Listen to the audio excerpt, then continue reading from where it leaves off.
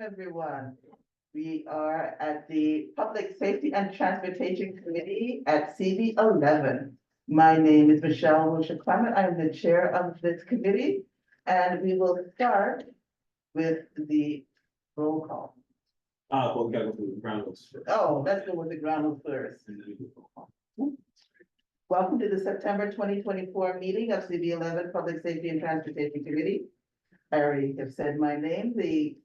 This meeting is called to order at, I don't know what time it is. Can someone tell me the time? 6:32. 6:32, and tonight we'll be joined by Khalid Nixon, who is our staff liaison to our committee. In order to conduct an efficient meeting, let's observe a few ground rules. No one may speak until granted the floor.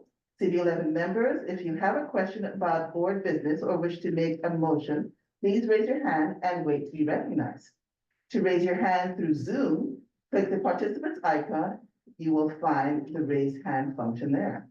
Members should not engage in a back and forth discussion. The chair will recognize the next person to speak. Please keep your questions and comments brief and on topic to the discussion.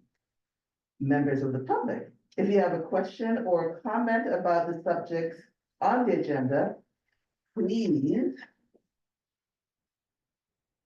And I do not see this. Please, Please raise your hand and wait to be recognized. okay,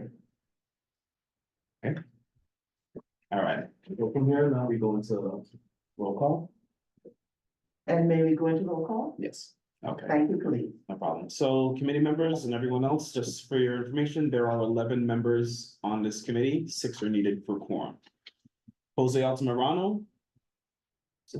Carlos Diaz. Here.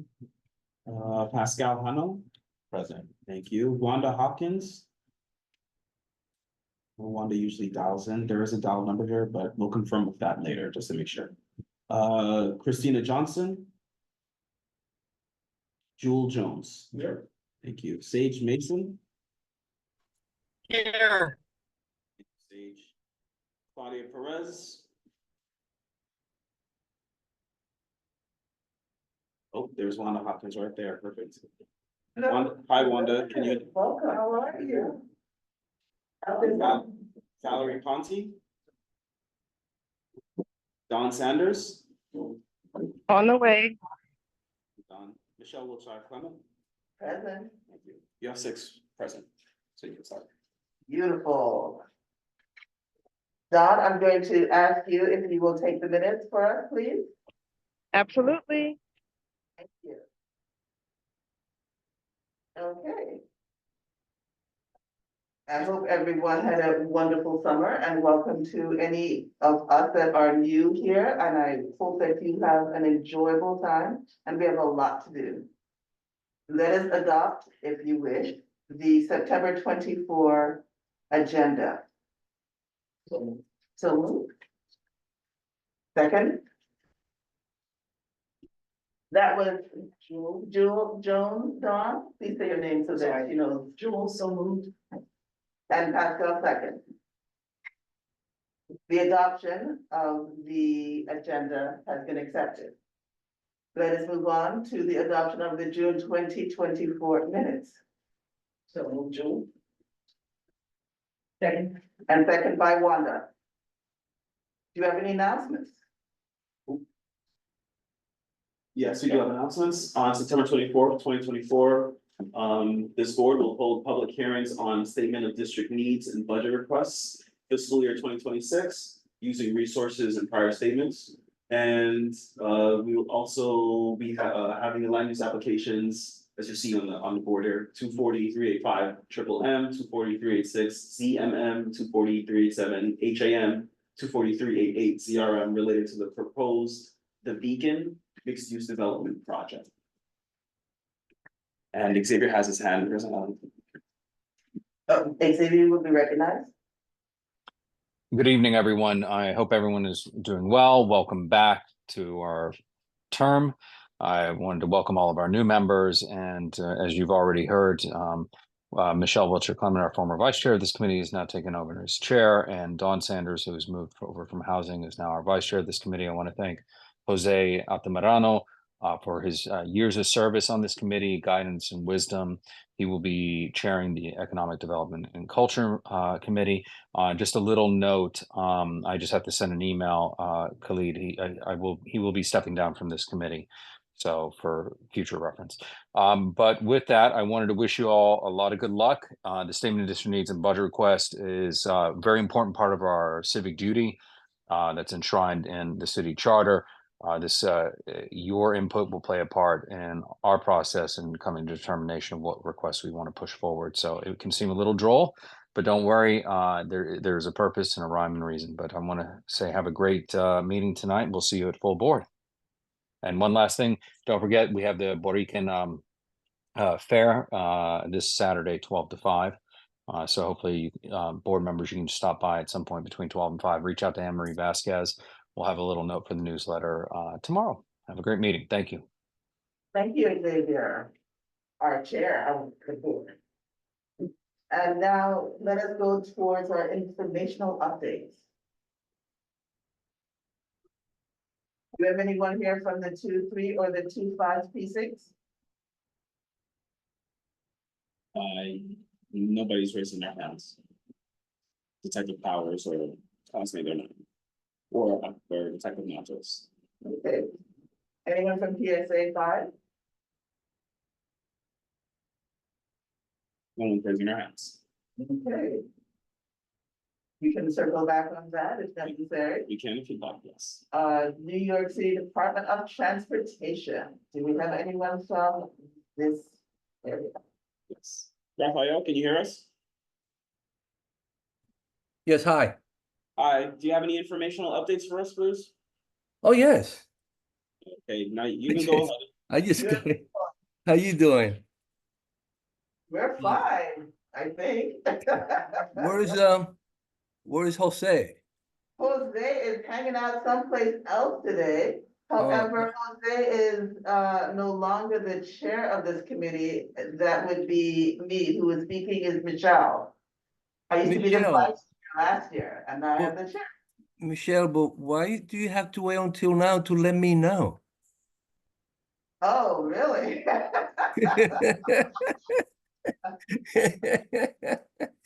Congratulations. Why, thank you. Thank you. Congratulations. Yes. I do have a couple of items to share. Go to ahead. share with you. The first one is that Jose will have probably been very happy, and you will be very happy as well, is that we are going to go back to our original plans regarding the pedestrian lane at East Side River Mall. And that will include the concrete planters that were originally put in the plan. And Okay. right, so you remember that. Absolutely. So it has been determined that the items as barrier that we have used are not being a deterrent for vehicle to park in that particular lane. So that is going to be happening there in the process of purchasing the planters.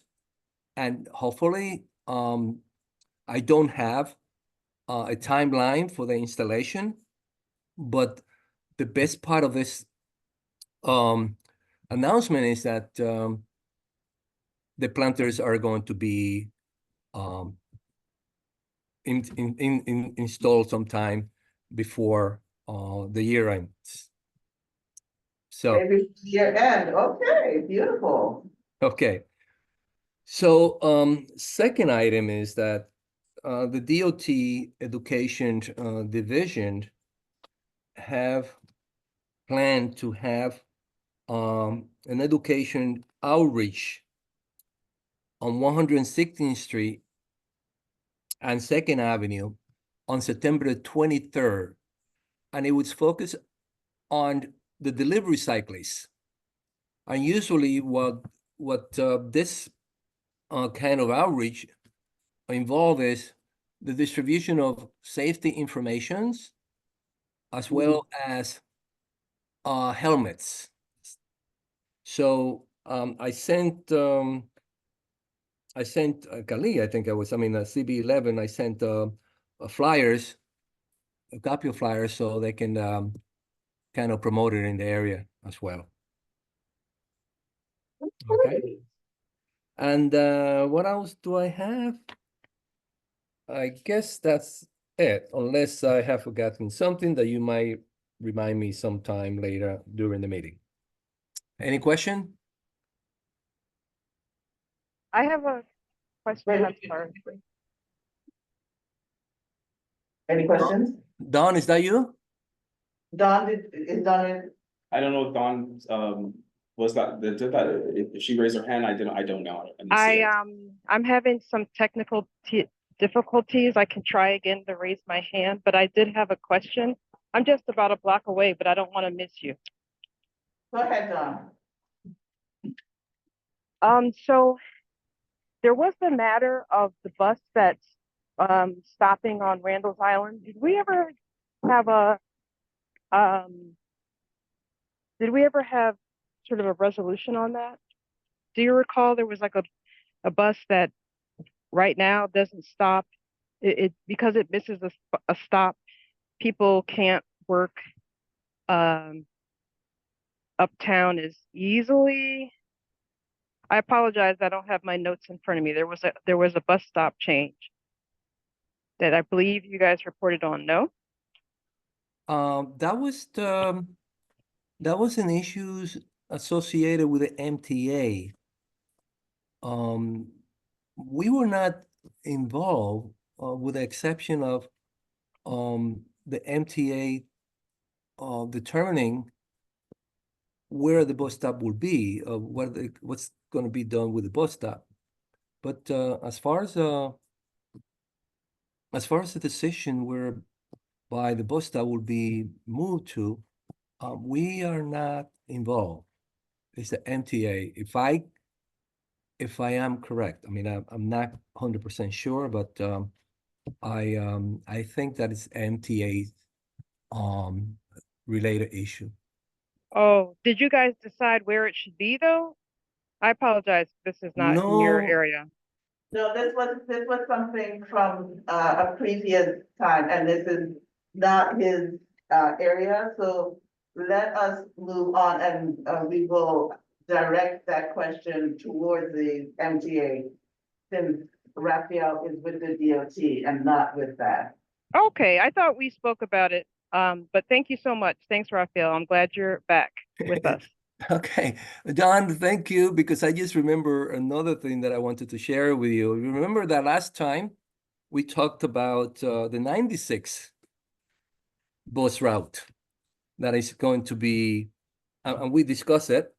There was a presentation as well, and it's going to be happening very soon. Again, I don't have the timeline for that, but it's going to be kind of modified to make it safer for the passenger, as well as to make it faster, going from the east side to the west side.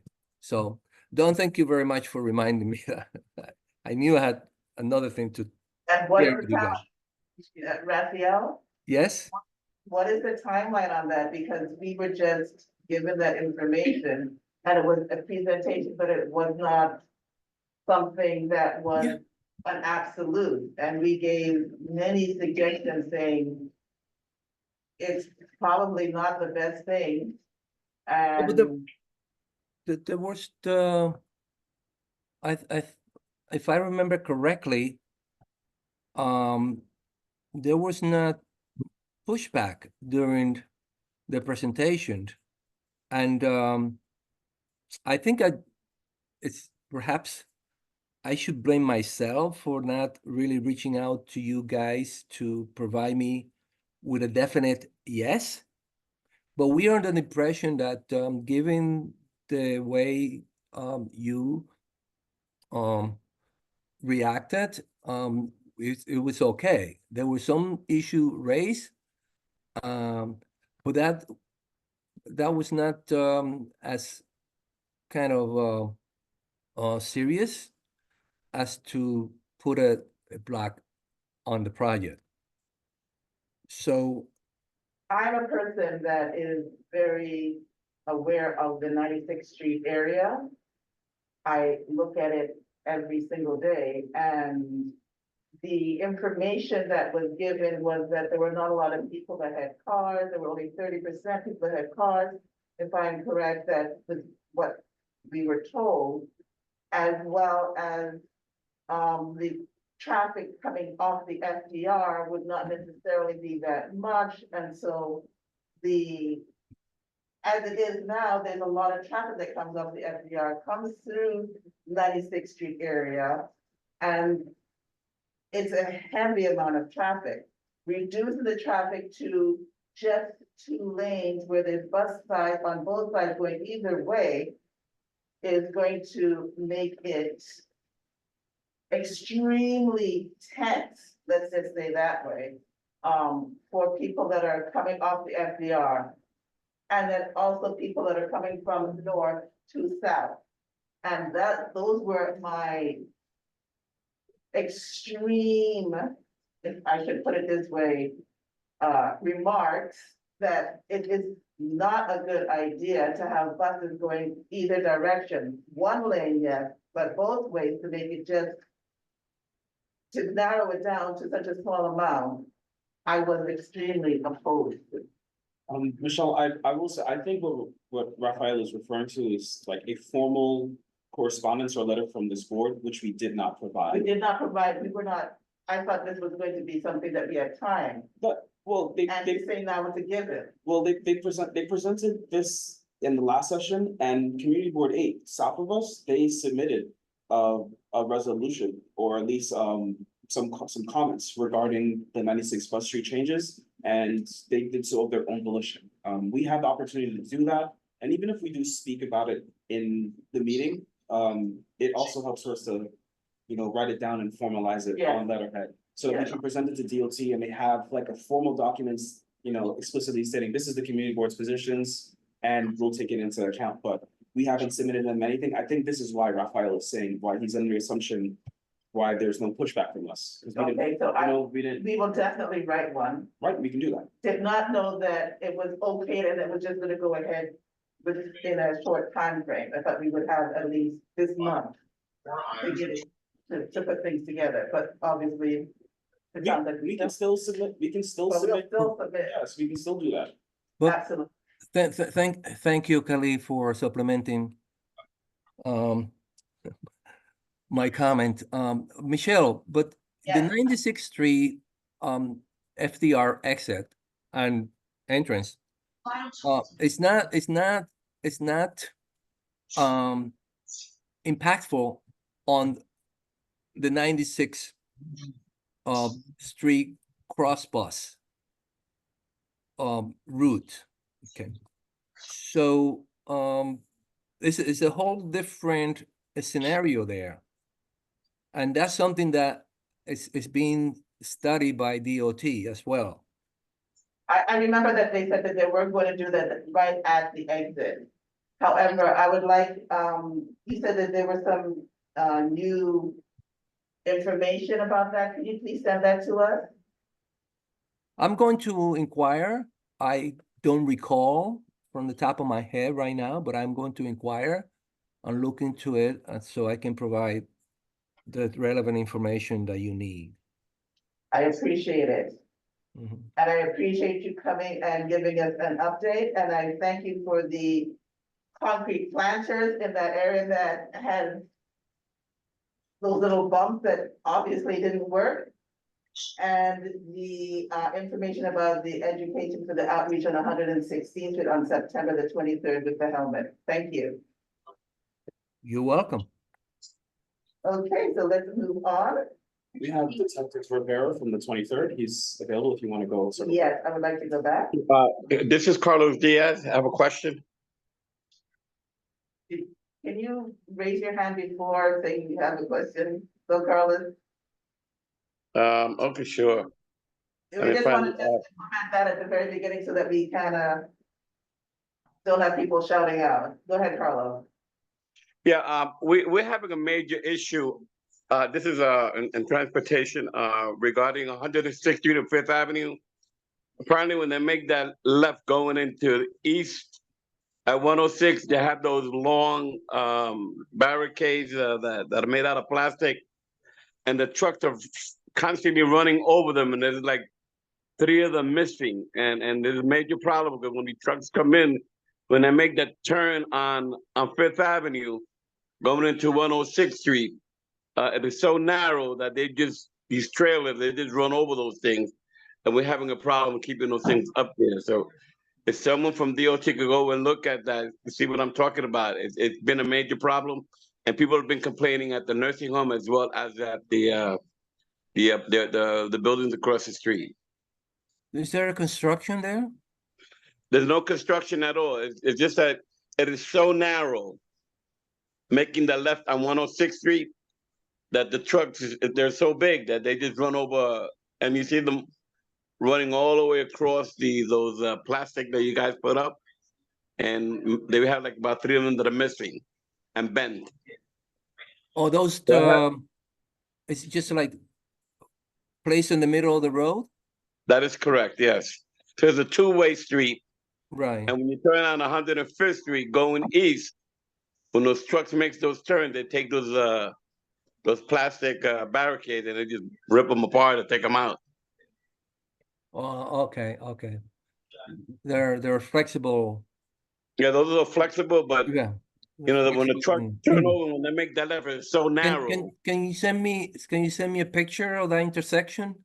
I could send it to you tomorrow if you like. Yeah, 'cause I'll be tomorrow. away Yeah, of tomorrow. course. Sure, no All problem. right. Thank you so much. Thank you for bringing that up to my attention. Thank you, Carlos. Are there any other hands raised? No other hands raised. Okay, so let us circle back to, is it 2-5 or the 2-3? 2-3. Detective Rivera, can you hear us? Yes, I can hear you. How are you? How is everybody? Good evening. Sorry for my tardiness, but I was driving. So let me start. Good afternoon. Detective Rivera from the 2-3. Hope everybody had a good summer. Here in the 2-3, we had a very good summer. Just to give you guys a lot of the positive, we actually had our national night out, which was very successful. Even though we got soaked, we actually were able to bring it inside, and thanks to the Boys Club for that. Now let's get to the meat and potatoes. So in the 28-day period, we're down 12.3% as far as most major crimes. Murders were at 0 compared to last year with 0.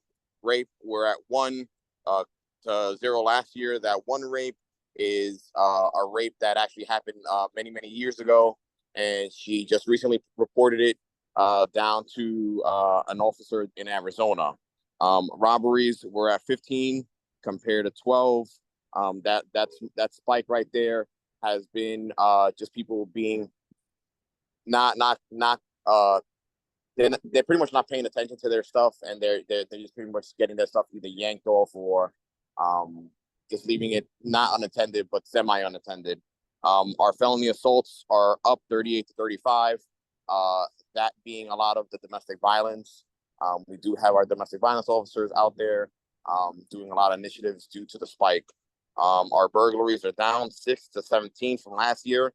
Our grand larcenies are down from 9 this year to 43 last year. Our grand larceny autos are from 11 this year to 7 last year. A lot of it has to do with people leaving like their scooters, mopeds, those kind of vehicles, either on or unattended, not locked, or just in places they shouldn't be. Our next community council meeting is going to be the 25th of this month over at Union Settlement at 237 East 104 at 6 p.m. That's all I got. Thank you. Do you have any questions? Don, you have the floor. Thank you, Chair. Hi, Detective Rivera. You had mentioned an indicator that was down to 9 from 43. Can you just remind me what that was, and then let me know, what do you think, why do you think the number went down so drastically? Well, so it was the grand larcenies. That's pretty much people It could be a mixture of things. We have had our crime prevention officer heavily out there when it comes to people getting scammed. That's what grand larceny is, when it's over $1,000. And a lot of it was from the mail phishing. A lot of it was from people just getting scammed with the phone calls. As overall, the police department and technology overall, when they try to call you and you get the alert for the spam risk, people are kind of a little more aware of what's going on.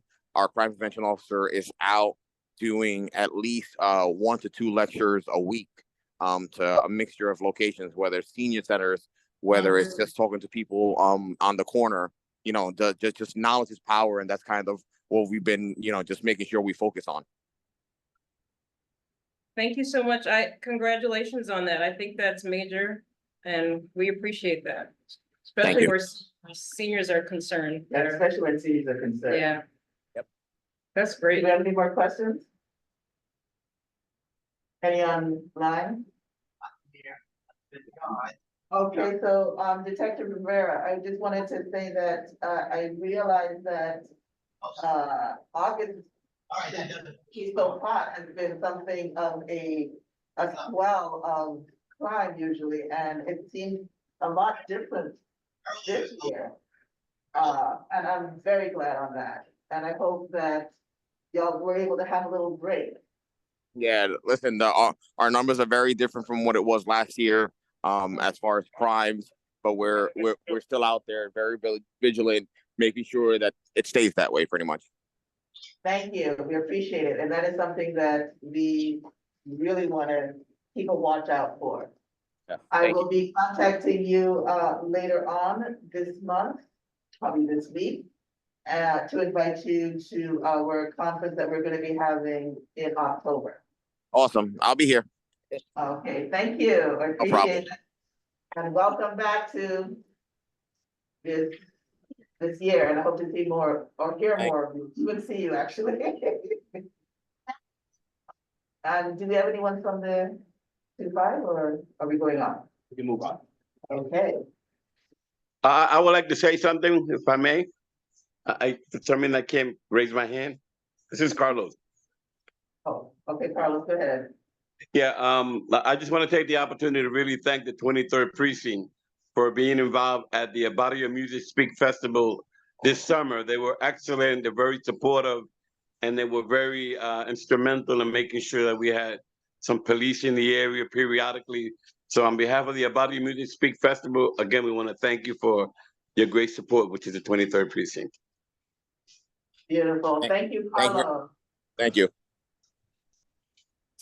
Thank you, Madam Chair. Okay, and so do we have any? I think we're finished with our informational updates. Right, we don't have anybody from the district attorney's office or public advocacy, or public safety or transportation advocacy groups, excuse me. Okay, I just wanted to make sure. Do we have, no advocacy, you said any advocacy groups? None for information updates. Okay, so therefore we will go on to daylight. I have my laptop here if you need. You said the items, right? Perfect. Do you have one of those, please? Yeah. You have one? You have one? You have one, please? Yeah.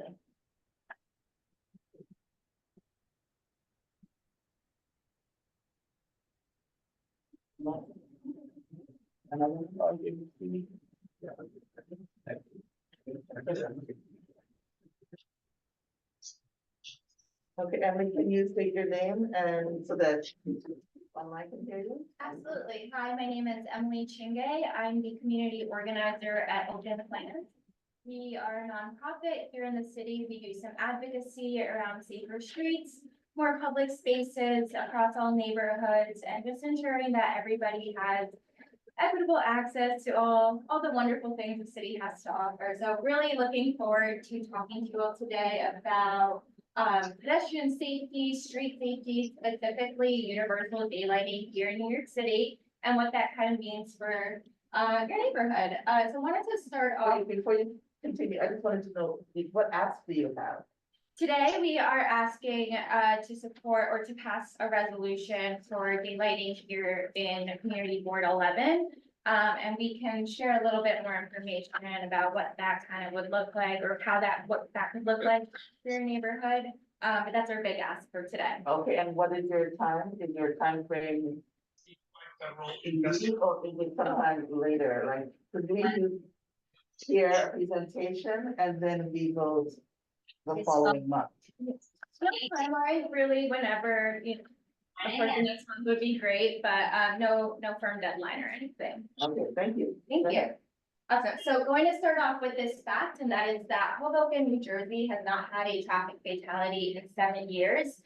This has been really big. They've been able to achieve Vision Zero with the help of a lot of street changes, permanent infrastructure that has made it much safer for the pedestrians, for the drivers, for everybody in Hoboken. So starting with this. Focus has always been on the NYPD, the department, and people I love. So this is an example of what daylighting looks like here in Community Board 11. This is on 103rd and Park Ave. In the before picture, we can see that there isn't any paint. The cars, although it is a one-way, since it's so narrow and kind of hidden, it's possible for a car to really speed down there if they wanted to, making it pretty unsafe for everybody at this intersection. So in the after picture, we can see that there is a paint marking, there's a bollard here, and it is much safer for the driver to see who is approaching the intersection and crossing before they get to the crosswalk, and safe for the pedestrians to see what cars are approaching. So much safer in this after picture. So we'll go over what daylighting is, what the New York State and city law, where they're at now, and then a little bit more on why it's important and some benefits. So universal daylighting, it is a street design intervention where the visual obstructions are removed. Visual obstructions that are closest to an intersection are removed. And it's done to provide more visibility for everybody at the intersection. Here in this graphic, you can see that it is from the driver's point of view, and it really dramatically improves by having these two spaces removed. And then that space could then be repurposed to be something more permanent, like a rain garden, for example. We're getting a lot more extreme weather. This year has been a lot of rain, a lot of extreme weather. So having something like a rain garden really help with that flood mitigation, and a great way to repurpose this space to truly benefit everybody. New York State law currently requires all intersections to be daylit 20 feet from a crosswalk. However, New York City is currently overriding this law. They were able to find a loophole many years ago that allowed them to do this. However, there is a New York City law that does require at least 100 intersections to be daylit every year, which is, you know, it's a small win, but kind of a drop in the bucket considering how many intersections we have here in New York City. But last year in general, there were a lot of traffic fatalities here in the city. Many children also lost their lives at intersections. And so the mayor decided to bump up that goal to be 1,000 intersections per year from the original 100. And as of August of 2024, so we're almost coming up on a year since that announcement, only 314 of the intersections have been daylit, so not quite meeting those goals yet, but we do have an opportunity to continue to push to create, you know, safer intersections for everybody. So we know that over 51% of all traffic fatalities happen at intersections, and over 68% of injuries are happening here. I'm sure we've all experienced it, whether as a driver, pedestrian. The intersections are chaotic, especially when everyone's out and about and it's summertime. It can become really congested and really unsafe. Maybe there's students walking home from school and there's a lot, and you know, the intersections can be very crowded and congested, and this is why most accidents tend to happen here. Lots of conflict points. So so here are a couple of benefits of universal daylighting. It increases that visibility. It shortens the crossing distance for pedestrians. So that's especially helpful for our most vulnerable road users, our children, seniors. making sure that they can get to the other side without having to, run or speed. It protects ADA accessibility, reduces crowding at crosswalks, especially on those hot summer days where everyone wants to be out and about. And then it also provides space for public amenities. So like I mentioned, the rain garden before, maybe there's a city bike that you don't want to have on the crosswalk, putting it on the curb might be a safer solution or more convenient. So here are a couple numbers that I pulled from CrashMapper. It is a website that pulls data to identify intersections or parts of the neighborhood that have had accidents and whatnot. So in the last year, there have been 578 total crashes in Community Ward 11. There have been 2 fatalities and 774 injuries. This is just in the past year alone, and if we compare it to our Hoboken statistic, the 7 years, in the last 7 years, Community Ward 11 has had 4,459 crashes, 26 fatalities, and 5,888 injuries.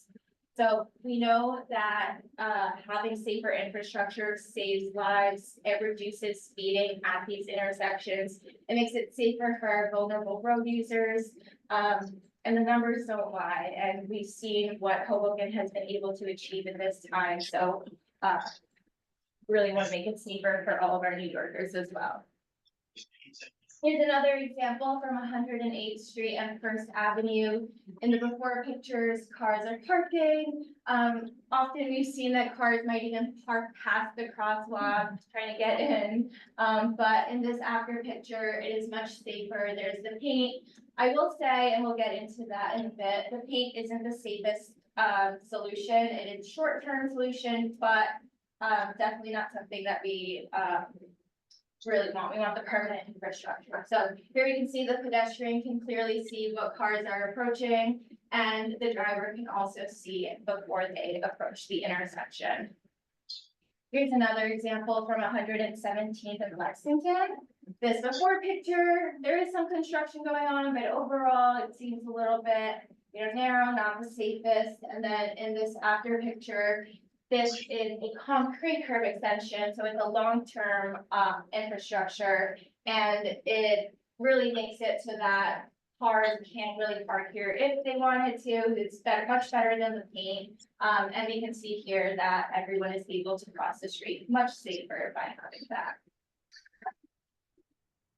Some short-term examples, as we saw before, include the paint, the lane markings, flex posts, which are these. Sometimes we'll see the planters, granite blocks, that kind of provides something semi-permanent that makes it known that cars can't, or, it's not a space for people to park. But by having some more long-term solutions, maybe a concrete curb extension, a bike corral, if there's demand for that, maybe a street seating if there is that physical protection, rain gardens, trash containerization, even. So there's definitely some more long-term solutions that makes it more permanent and also benefits everybody in the community and not just necessarily like one person that is working there, for example. So this past year, we've been doing some advocacy around universal daylighting. We have worked with community boards, organizations across the city, building support additionally from elected officials. And this past year, we have helped 17 community boards pass resolutions supporting universal daylighting, representing over 2.5 million New Yorkers. We've gotten support from over 100 organizations citywide, and then I believe over 35 elected officials as well. And we're going to keep continuing to do this work. There's a lot of momentum that's being built. The Department of Transportation is taking notice. The mayor took notice last year when he bumped up his goal. And so, yeah, we really wanted to come speak to Community Board 11 today to kind of share a little bit of what daylighting is for folks that might not be totally familiar with it, and also answer any questions of things that you might be curious about with universal daylighting. So opening it up to questions, but I do also want to note that the resolution, it states universal However, some community boards kind of tweak it to fit their community needs. Sometimes they will choose to prioritize daylighting around schools for children, maybe even senior centers, more public spaces, third spaces even. So just some suggestions. Yeah, thank you. Okay, thank you. And Emily, as you can see, and as from before, Jewel Jones has some questions. Go ahead, Jewel. Thank you, Chris. This all sounds very good. Thank you. But so you're a private entity, who are you? What is this? What is your entity? What is your organization? You're a private- Yeah, so we're a nonprofit, not for profit. So we don't work with, like the city agencies or whatnot, but we do advocate for them to meet their goals that they have. And do you work in obviously in conjunction with other city agencies, you mentioned DOT, and in terms of cost and We kind of work with different, our main goal is to create a livable city in general. So maybe that is through trash containerization, working with Department of Sanitation there, working on city planning, like Department of City Planning, but it's more of we advocate for these things. We're not working together. and in terms of cost, what's the potential cost? For, so I don't have the exact numbers. I think that's DOT, if you're here, maybe they can help, but the short term, the paint is a lot more cost efficient, effective. And it's what DOT often tends to do before they add that permanent infrastructure, and then more concrete curb extension, that permanent stuff. I think that would be a lot more capital. So, John, go ahead. First of all, thanks so much for coming. Just wanna get clarity on something, because in the last several years, this happens a lot. It looks like you've already selected spots in board 11. You said you had 32 spots in Manhattan and you showed 2, which I'm glad you showed those 2. How many are, I mean, you're asking us for support, but it looks like you guys already did what you wanted to do. Yeah, so those spots were probably previously done by Department of Transportation. And our main goal is to continue to maybe even make this like a New York City law. Right now, we're working with community board members. You are all the experts of the community, and we want to build that local support there before we continue to bring it up.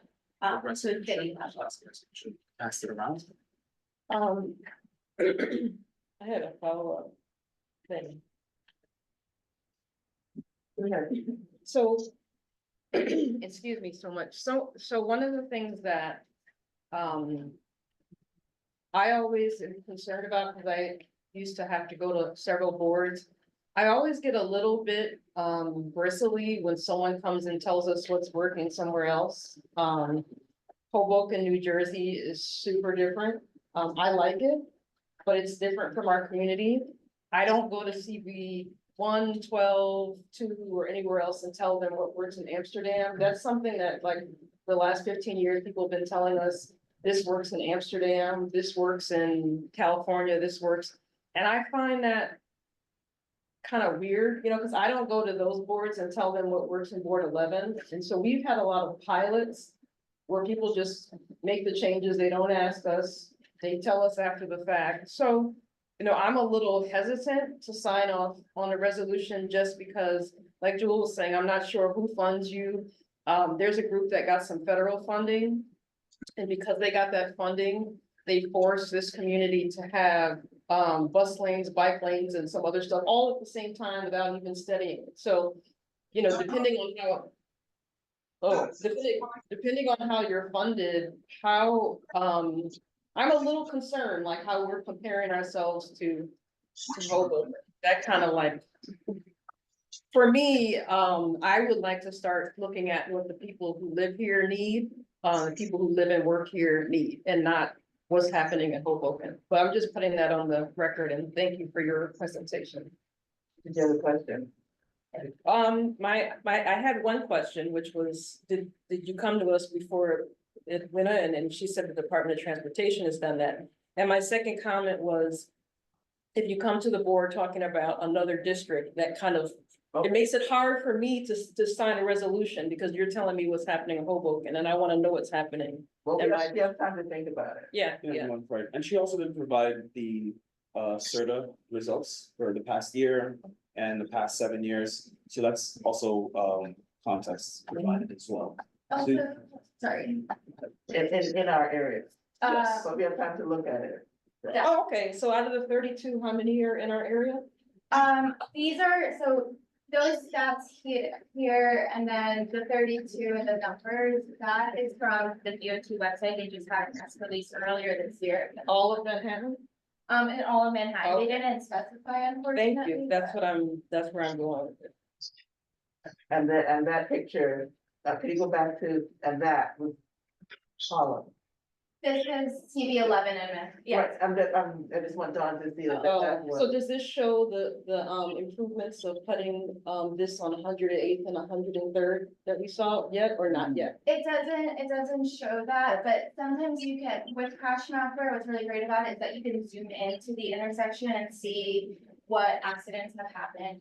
I have pulled, so I live Crestwater in Astoria, and I've pulled some data from my neighborhood and, from Crash Mapper, and on intersections that have been previously, that have been daylit, after the Crash Mapper data is significantly lower. Cool. So definitely. Can you pull some data from our community? You said you pulled some in Astoria. Could you pull some Yeah. from our, not for now, but just in general? Yeah, so this is from your community here, and then on the Okay. website, when you go on it, you can zoom in, kind of toggle it like Google Maps. a Oh, little okay, bit. so you can see that it went down? You can see, yeah, depending on the filters. Okay. You can, Got you. yeah. It's okay, I just gotta ask these. No, I just wanted you to Okay, see it and yeah. clarify. Yeah, but Okay, and go ahead, Wanda. I don't have a question, I just have a concern about the parking. Yeah, sure. It's unclear what the road is going to. That's my concern. that's the point. Question or? It was a comment. A quick comment. Khalid, it looks, oh, I'm sorry. Pastor. I guess just to piggyback off that question, it looks like when they do extend the curb or paint it. How many spaces, parking spaces does it take up? It looks like that space, but then in some places it's like half a space. Yeah, so I think that's more of a, like, the Department of Transportation kind of does it case by case depending on the intersection.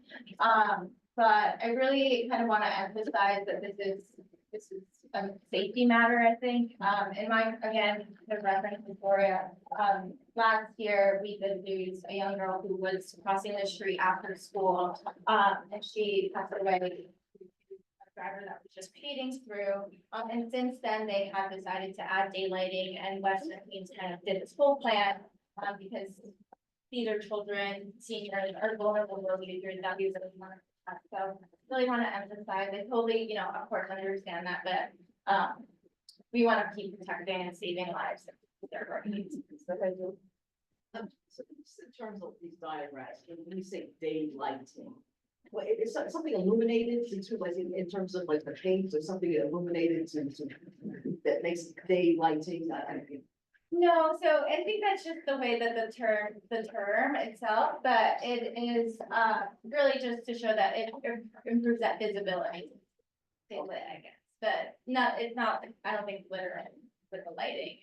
Is it like the paint like you have on the road? The paint you have on the ground, and we talked about the surface, and it's supposed to be like for cars, to see like paint on the ground. If cars can't see a person, they see paint on the ground, and that's what causes them to, people are defensive in terms of their. So I think the paint on the ground, if the rules are being followed, cars won't be parking in that area, and by removing the paints, by having that paint and cars not being able to park there, that visibility is improved from the driver's point of view. Whereas if a car were to park there, I've experienced this both as a driver and pedestrian, like I'm creeping up to the intersection, making sure that there's no one that's just gonna hop out, and cross the street, and then same as a pedestrian, making sure that nobody's like kind of speeding as I'm trying to cross the street. So just kind of improves that visibility by making it so cars or, people can't really station themselves there. So it's more so it sounds like you good. but more so sounds like daylighting is more so, vision. Vision, yes. It doesn't really have to do with actual reflections or anything like, it just, you have a better vision, as in, the vision is more like, it's daylight, and you can see more. Especially if there is a truck on the corner, and then there's a pedestrian that is completely blocked off, they cannot be seen, and they step out, and they could be hurt. How, because I know that there's been something put on 96th Street, and I was wondering what those numbers would be like, but it's kind of in between, it has the plastic as well as the marking on the ground. And so I am concerned about equity. As in, these towns could just be all paint as opposed to a seated area, as opposed to a garden spot, as opposed to the more high-end things. And that would be a deterrent, when you could see what it could be. To improve the neighborhood, to make it more resilient, to make it more safe, even having, trash cans that have been removed periodically from spots. Having trash cans placed in areas to make it safe and cleaner would be a better thing.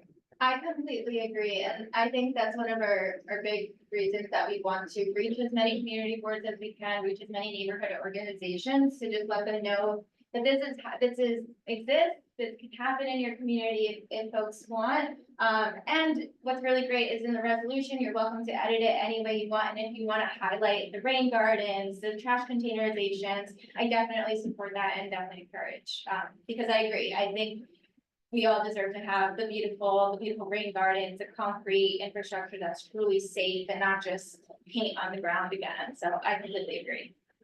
Okay, are there any questions online? None. I don't know if Raphael might want to chime in. He did have questions earlier, but he might be present. Raphael, do you have any comments to make regarding DOT's initiative? My only, thank you, Kelly. My only question is to the presenter is, what is the association between that organization and DOT? Sorry, that. Obviously, given that DOT is the one agency that does the work and implement those daylighting concepts. Yeah, so our goal, I guess, is to kind of, you all have really amazing goals, yearly, achievements that you hope to reach. And our goal is to kind of just make sure that you guys are kind of doing that and keeping your word. So for example, with the 1,000 intersections a year, daylighting that, we just, since the last press release, we saw that it was 314. So we were like, oh, gotta ramp up that advocacy, gotta get organizations to show Department of Transportation that they want this, community board. So that's kind of our goal, to just make sure that, the city is kind of keeping their word and their promise. So we're doing so, and that was a concept that started a few years ago, and that has been implemented throughout. But I welcome you to continue advocating and making sure that this is done in the future. Yeah, and we love the Department of Transportation and everything. We love summer streets as well this past summer. It's really great. So thank you for all the work that you all do. Yes, thank you. And I believe that, no more questions? More questions, so you can opt to table this item for next time to consider adopting or editing, revising the resolution. So like I had said earlier, we're gonna take a look at it and ponder over it in the 30 days. And we'll get back to you. Thank you. Thank you so much. Thank you. You're welcome to stand for it. Okay, so now your card was here just a moment ago, but it is not Patrick Condren. Yes, thank you, Chair. You have the floor. Chair Michelle. Here? You can stand anywhere that you, the camera and the mic is here, as long as you, That's right. yeah, as long as you just, speak clearly. I'll be brief and say good evening. My name is Patrick Condren, Community Relations Representative for Academy Bus. We're the operator of the Columbia University shuttle bus system for the contractor. Ms. Ketsimil Morales is the operations supervisor of this service. I work with her on a daily basis, and she would have been with us here tonight and go online, but had a previous committee with family, and there's other to join them. During recent years, we've coordinated with New York City DOT, Raphael, I think you want to call, to establish and maintain with bus stop utilization, bus stop management and the Manhattan Borough Commissioners, the efficient, safe use curbside access designated locations, including students of Columbia University, and its service has been going on for about 20 years. We at Academy have been operating for about 12 years. And this bus shuttle system operates mainly electric buses. And we're trying to elevate up, we're moving along with this. And as you may be aware, Academy is widely used in New York City since 1968. Predate many of the operators and operate things like Thanksgiving Day parades and the marathon and operate commuter bus services here in the city with the MTA. Having said that, we also work with Columbia University shuttle bus transportation operations, and they tell us what, where we should be doing with that. We go to the MTA and city DOT to coordinate that bus stop. And I'm here specifically this evening to follow up on a letter dated August 19th from Manhattan Borough Commissioner Ed Pinkard to Angel, District Manager here at Community Board 11, requesting the official use of the existing stop, which I looked at again today, and it's located on Madison Avenue between East 125th and East 126th. Although the anticipated use would be up to 10 buses a day and various hours from 7 a.m. to 12:30. But we only expect about half a dozen in the morning and 8 in the afternoon during the season. It's been minimized, compared to the larger system that we have been operating in terms of frequency. But this letter indicates from the Commissioner that the contact on a daily basis is Ketsimil Morales. Myself is here to answer any questions on the system, and I am available to you for any questions and answers. That did not come with a big presentation. I think I'll have the letters on me. Oh, thank you. So I'll just look that. So I'm available for any questions. We've been doing this for many years. This is part of the bigger system. I was over at Committee Board 7 the other night and here tonight. And so you're asking to have The ask is to approve the recommendation that City of the Academy's application on behalf of Columbia University to put the name up on NYU shuttle, which is going on around, I say NYU, Columbia. Actually, it's the process we're working with DOT on establishing these designated stops. Actually, just for your point of clarification, the letter explicitly states that DOT is asking for comments from the community boards, following the proposed shuttle services. So, I don't necessarily think that means that it means a letter of support from us, but more so, what we're saying.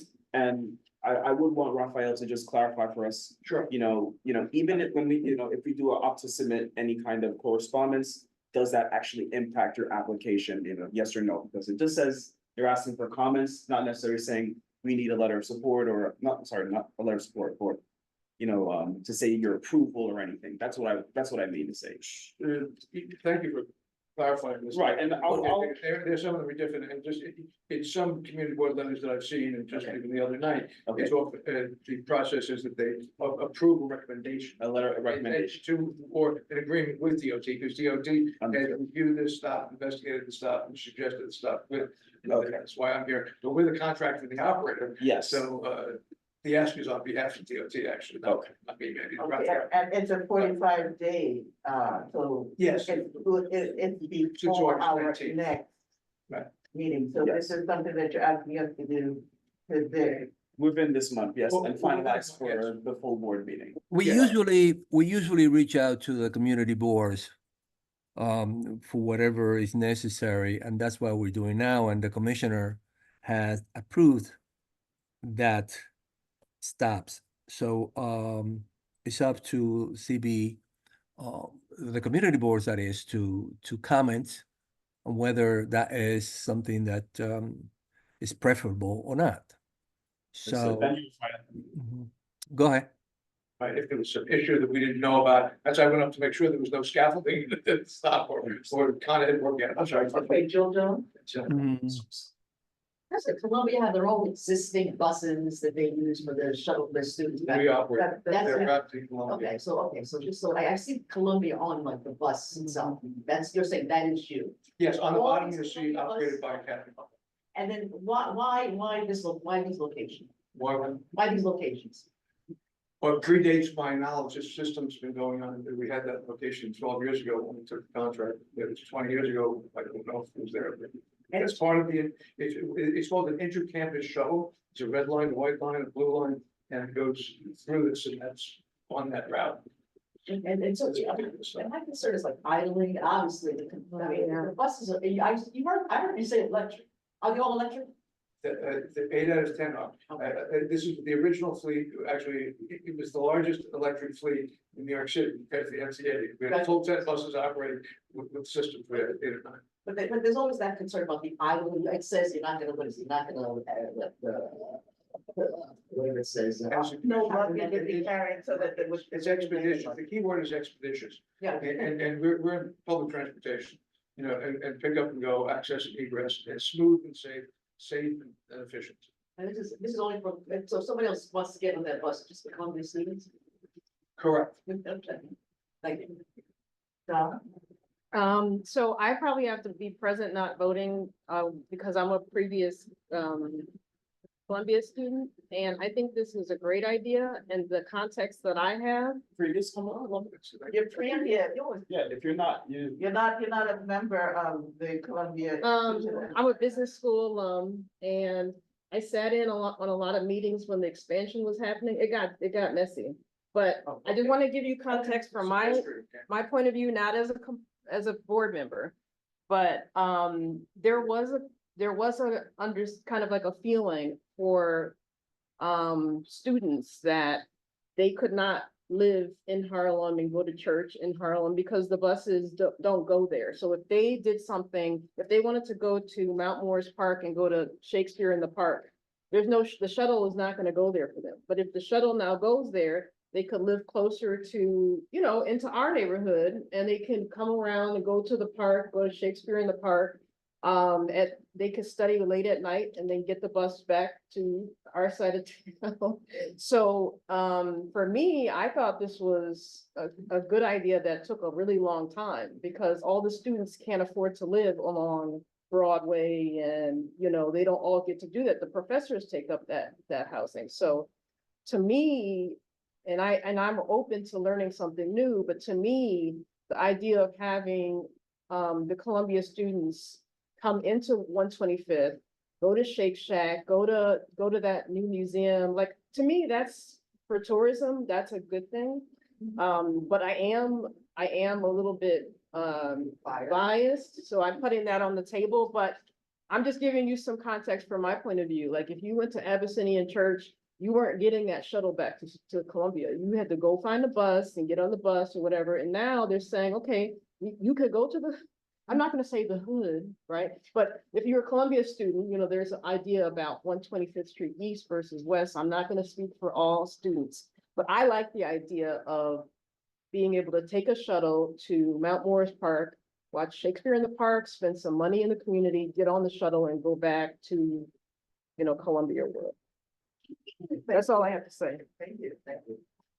I see you nodding, you heard anything? No, when you said what you were saying, it's a good idea. And hang out.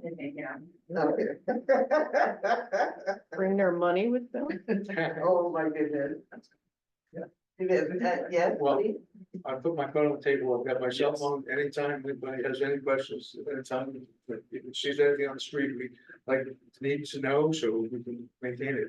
And existing analysis is one of the best managers we have in the system, and she's operated the system, so So if you could take it today. Thank you. Can you say her name again so that, Catching her else, she's on here, yes. right Oh, there at the she's bottom, oh. it's not the official contact, but, she's right there. Oh, okay. Got herself on. I didn't realize that that's how it's pronounced, how it's just pronounced. I'm sorry about that. Sorry.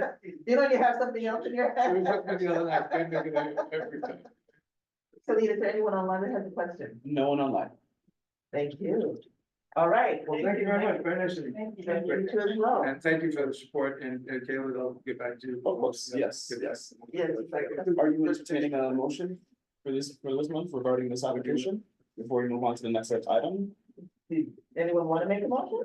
Oh, only, well, I'm, Because if we have I'm it wondering- October the sixth, it's deadline.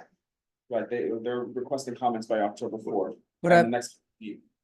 Khalid, but I think if there is forum, I think a motion would be appropriate, if possible. So, Yeah, he was saying, he was saying exactly what you said. Is there anyone here that would like to make a motion? I don't feel like I can because I am the chair. I don't mind to make a motion, if nobody else wants to. I'm not happy, first of all, Raphael, that this was already agreed by the commissioner and now it's coming to us. However, and that's not part of the motion, but I would like to make a motion to support additional shuttle stops at existing bus stops. And then on Madison Avenue from East 125th, like that. specific- 126th Street. Yeah, So it should be a lot clearer. Do you want to say that you make a motion to support Academy Express LLC application for shuttle service pickups and drop offs? as stated. that I can't do because I haven't read it. I'm just saying I support in concept more stops at existing So sites. we need a. A specific. So then I don't have one, because I can't speak for the people who live there, right? I gotta look at that more closely. So sorry about that, Raphael. Pascal? I wouldn't motion. Make a motion to support Academy Express LLC for pickup and drop offs at the sites listed on the letter. Second or any? Second, I can call the roll if you'd like, Michelle. Or we can just go by It's up to you. How do you like. yay or nay. Everybody who's in favor? yeah, Yay. Anyone who is not? Abstain. Any abstentions? Okay. So there was one Sorry, abstention. Julie abstain, okay. am I supposed to abstain? Point of clarification? No, but you need to. Did you write that down? You voted in favor just now, you raised your hand. I know, but I'm just point of clarification. Robert's Rules of Order is what the rules are. I'll ask Xavier later. I'll ask Xavier later. Can I just repeat what Jones said, present not voting is yes? We can have president not voting for Jewel, right? No. Oh, sorry, not Jewel, Don, excuse me. All right, so Don, do give me you one accept second. that or do you want to? I'll just vote yes. Alrighty then. Okay, so you're voting in favor. Okay, so we have how many in favor? I'm sorry. So that's 4. Is Jewel together? No, you're president not voting? No, abstaining. You're abstaining. Okay, all right, so we have 4 in favor. 1 abstention. And Sage and Raphael, it's not Raphael, excuse me, Carlos, can you guys cast your votes, please? I was in favor. I thought we were just doing like a voice vote, and I didn't think there were any nays, so I wanted to be part of the unanimous group. Understood. So you're in favor, Sage. Thank you. That's 5 in favor. Carlos? Carlos, you're muted if you're saying anything. Not your head. Carlos? I'm in favor. Thank you. So we have 6 in favor, 1 abstention. The motion carries. Thank you. And so. And you're on the timeline, and it's set. Thank you. See you all. Thank you. Thank you very much. Take care. Take care. Thanks a lot.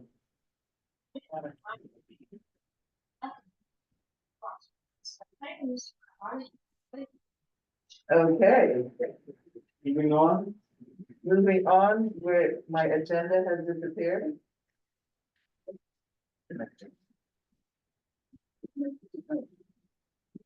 All right, so now we are moving on to the discussion for EV charging stations.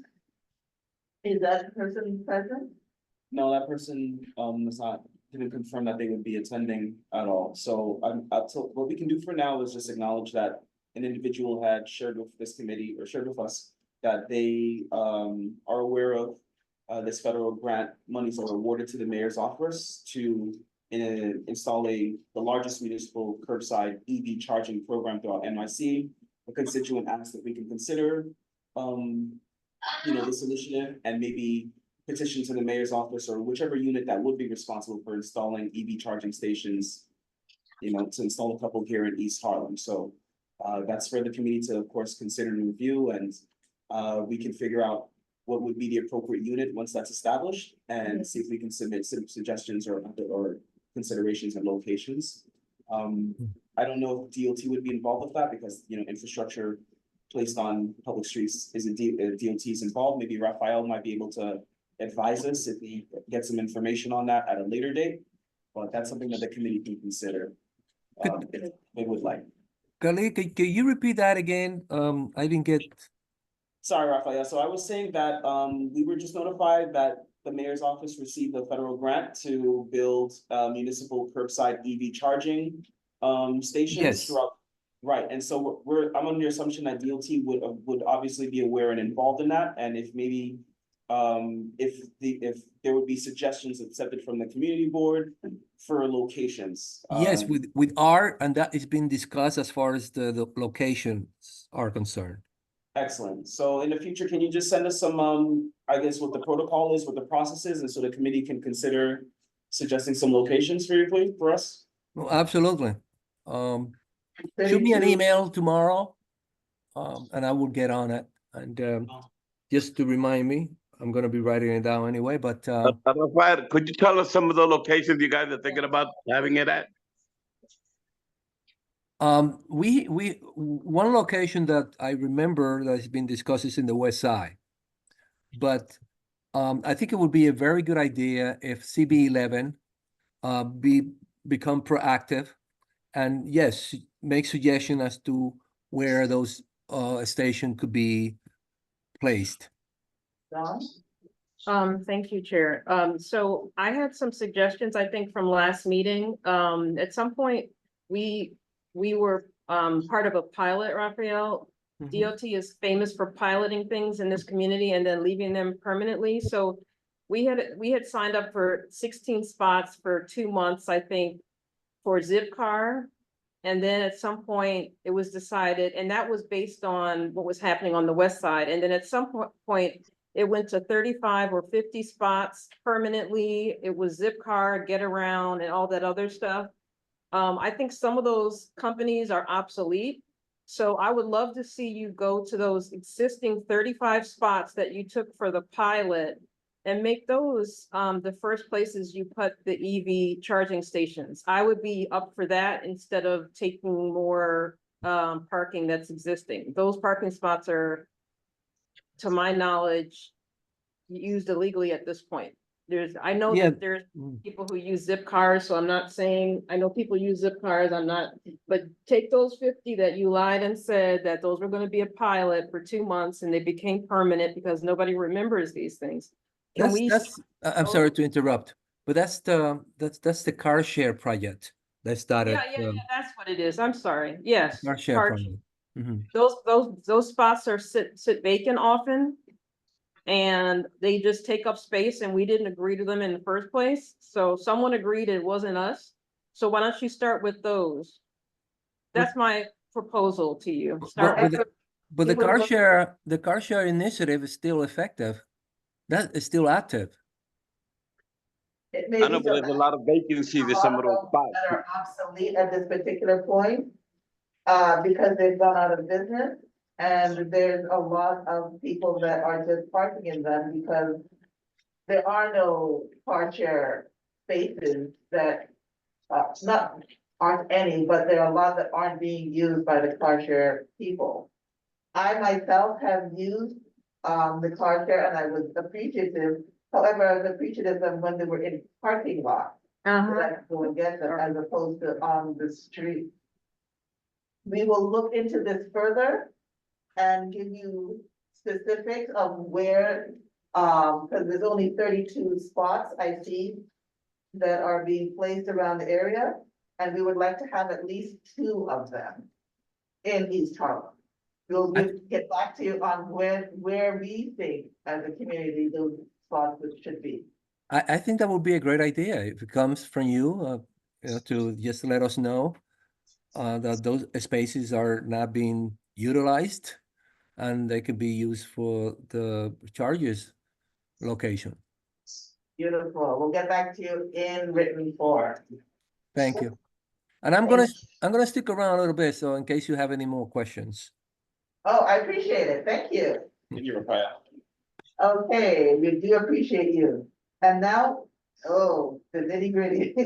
So for this item, goals, you don't have to come up with something solid now. Angel has asked that each committee come up with at least 3 reasonable, smart goals for this session by October. So you can brainstorm and have ideas between now and next month, but if we can finalize 3 reasonable goals for the session by October, that'd be great. One goal, of course, can be the public safety conference. That's already one. That's a big one. So then, just come with at least 2 for the year, and you'll be set. So you don't have to finalize goals tonight, but you could, at least by next month, that'd be great if we can do that. Okay, so as Polita has said, we just need 3. However, I had also spoken with Don earlier, but I would like to hear from y'all first before signing in. I see a nod, but nothing came up. Okay. And there's just a lot of writing going on. We're percolating. So as y'all percolate. I feel like having coffee. So as y'all percolate, I will just say that I would like one of those goals to be the public safety awareness conference. So. Second. Okay. Anybody else want to raise their hand and say yes? Yes. Okay, beautiful. Carlos, Sage? Yes. I have a question. And it's regarding the 116th Street. I know that we talked about it last year regarding the divider that we put for the people to walk on. And then we talked about 117th Street. 117th Street. Yes, Rafael just gave us the update that they're gonna be Oh, you did? installing. Okay, I apologize. Then. Yeah, I they're gonna won't. be installing, no worries, it's okay. They're gonna be installing the granite planters as was the original plan, so. Oh, okay, great. Right. Yeah. They'll give us a timeline and when they install and everything like that, and we'll be sure to update you, okay? Super, Yeah, thank you so much. there are concrete planters, the one that you see all around. Yes. Okay. Thank you, Rafael. Yes. Thank you. Thanks a lot, Rafael. Thank you. Okay, and as y'all keep percolating, the other goal that I personally think is an important thing to do would be to connect with the other boards that have similar public safety and transportation issues, especially one that came up recently that could potentially come into our neighborhood, but is right now south of us in CB8, where they have a sinkhole that is just shy of 96, but it could, sinkholes don't just stay in one area, they kind of migrate. And things like that we can partner with to make it a stronger letter of support to say we do not want something like this to happen in our neighborhood. Sage has his hand raised. Go ahead, Sage. Sage. I just have a proposal for another goal. If Just lower your voice a little bit, Sage. I said I have a proposal for another goal, though I'm not sure if this is the right time for that, or if we were still on. Okay, yes, I would like to get to the bottom of what happened with the Second Avenue subway and congestion pricing, because I think it's ridiculous that we essentially lost a $7 billion investment in our community overnight. I think that's like one of the biggest losses to a community that really needed it, possibly in the history of New York City. I think it's awful. Wait, Sage, can you be more specific? The Second Avenue subway, what do you mean specifically by that? That project is still underway. It's not impacted. It's not The project was underway and it had $7.7 billion committed from congestion pricing and then tied to a federal grant. Yes. All of those people, came, I think it was in 2023. Pete Yes. Buttigieg was there, Kathy Hochul, all of our senators and Congress people. And just because Kathy Hochul decided to, Governor Hochul decided to say no on congestion pricing, we no longer have any of the money that was already to be allocated to that project. That would have completely funded the Second Avenue subway Sage, up to yes. 125th Street. So Right, okay, I would so- like to, my goal is that I hope that we can ask the MTA what they're doing to remedy this, because I don't think they're doing enough. Understood, Sage, but just want to update you and let you know that we did receive information regarding the loss of funds for the Second Avenue subway, but the project has not been scrapped. There are certain aspects that have been impacted, yes, and I'll get that flyer and I'll share it with you, the information that we received. It's basically, it's temporarily put on hold. We had all of the money. The money has been the biggest problem for almost 100 years. And finally, we had all of the money needed for the project. And now we don't have that money anymore. So we need to find another way to fund it. That is basically the project being scrapped. Sure, it's on the table, but it's been on the table for almost 100 years. The project was not scrapped. And let us think about that as a goal, but at this point, we need more information. Right, and we do have Second Avenue subway stakeholder meetings, so definitely, yes, Sage, for sure, have this committee be a little bit more proactive and involved. And maybe not only that project, but also like the Park Avenue viaduct as well, so, transportation impacts throughout the district. But yes, we'll follow up on the Second Avenue subway funding. I know we just received information regarding that. And I want to I think the Second Avenue subway is a very different issue than the Park Avenue viaduct. It's yes, but I agree with you there, but I think like a specific goal should be the Second Avenue subway project, because that affects people in our neighborhood in a potentially positive way. The Park Avenue viaduct is them just kind of bulldozering through to take people to Grand Central faster. Understood. Okay, so yeah, like I said, I'm gonna try to find that information for you and provide it for you, okay? But yes. Thank you. So, just to chime in, first of all, I can't probably say much because I work with MTA a lot. I'm very disappointed that they tied the congestion pricing to Second Avenue subway, because 16 years ago, I don't know what you guys are doing. I was expecting 16 years ago, I worked for Robert Rodriguez. The money was set aside over a decade ago for this project. Yes. So it's really, and I used to take my son in his stroller to watch the guys doing the work. It's really sad to me that our community is being told that we are being punished for money that we were told 16 years ago, 17 years ago was available. And now they're saying it's not available and it's our fault because congestion pricing. That's not fair to the people who have lived here longer than me and the people who have raised their families here in the dust and all the stuff that happened when they first broke ground, I don't know, 15 years ago. It's not fair to those people who gave up parking and gave up everything for money that was set aside to be told now that because we didn't fall in line, we're not getting Second Avenue subway. That's not true and it's not fair. Thank you, Don. I comment. Yes. Just one of the topic of congestion pricing. We're on the topic of goals. Yeah, so one of the goals for maybe this year is to advocate more for the residential parking permit. In addition to that, maybe do a study about the availability of parking in CB11, especially when it comes to agency infrastructure taking up parking spots. By me, there's a DOT like electronic sign stand that has not been operable for a couple of months now. It's getting graffiti on it and it's just there. Can you say that where that location is so that the DOT, so that Raphael could possibly help us, but he's gonna ask you to take a picture and send it to him. And I'll give them the exact corner it's on, but I'm pretty sure it's not just that corner. I've seen it all over the city.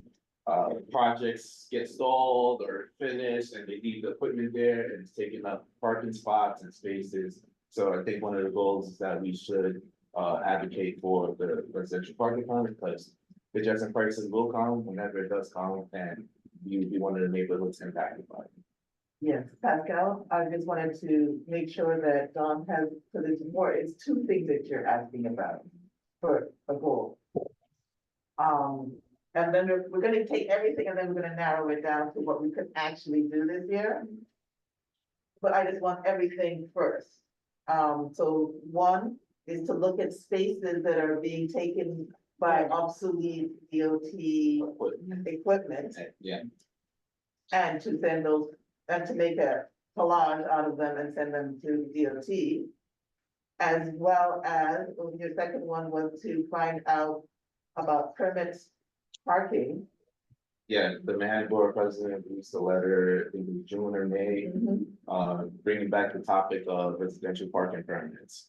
We spoke about it briefly, this committee spoke about it briefly, I believe, in the last session before we took a break. So we can speak about it. So that was my first meeting with I was here as a public, with the public, but I think we should continue to advocate for it because, like I said, when congestion pricing comes, people will be looking to park other places while they make their way downtown. Beautiful. Let me, if I'm, let me bring some clarity to the first point regarding equipment on the street, in the area. The way, it is not DOT per se, just, well, they're contractors and they're contracted by DOT. When they leave equipments in some area, it's because they need those equipment to work in a particular project. And what we do as the agency that provide the permit is providing them an area on the street, what we call a storage. They can store their equipment as well as materials used in that particular project. So if you see that, that is that they have not finished the project. And if you confirm that the project just by looking at it has been completed, then you could reach out to me and let me know, hey, this has been there for a few months and they've been idling or not doing anything in that particular area, because indeed those storage area takes parking spaces. Yes, I think that's what Pascal was saying, that the second is true in some areas, and that we want to be proactive into finding out what equipment is obsolete and taking up too many parking spaces. Thank you, Raphael. Don? And thank you so much, Pascal, for bringing that up, because it's not just the equipment, it's once the equipment becomes blighted, right?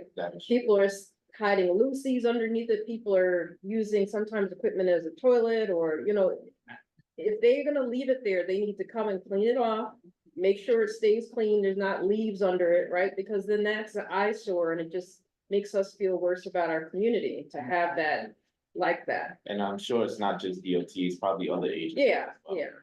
So just to offer a little bit of clarity on this, right? What Raphael was referring to is that contractors, such as like individuals that may create like a portable generator for example, for like a facility. They'll reach out to DOT because they need to place their equipment on the street because it's public.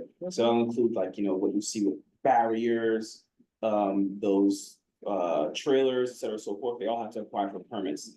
I would suggest, in this district, identifying the ones where the permits have expired. And then reaching out to DOT, say like, hey, this has been expired for what seems like a couple of weeks and it's still there. What's going on? are there any fines to be associated with, you know, them still being here and not having their active permit?